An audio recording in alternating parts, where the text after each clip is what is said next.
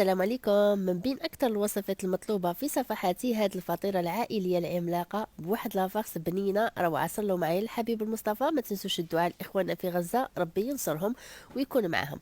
لافاكس احتاجيت حبة تاع البصل، نص صدر تاع الدجاج، شوية تاع الثوم، عندي الفلفلة الخضراء والحمراء، وحبة تاع الطماطم تكون مرحية.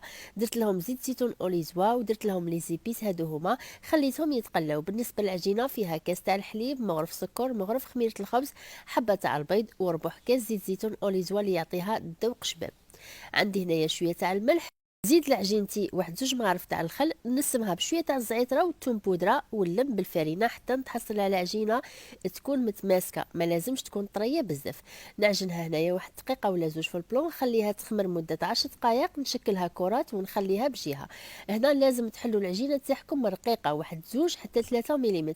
ومن بعد نجيب هذيك لافاكس نحطها بهذه الطريقه على العجينه. لازم تكثروا لافاكس باش هذه الفطيره تاعكم تجيكم بنينه.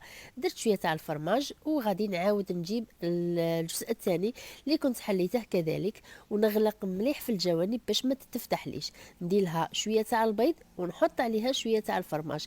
انا هنا دخلتها كيما هكي، قربت تطيب، زدت لها شويه تاع الفرماج ودرت لها زيت زيتون والاعشاب العطريه، وشوفوا ديك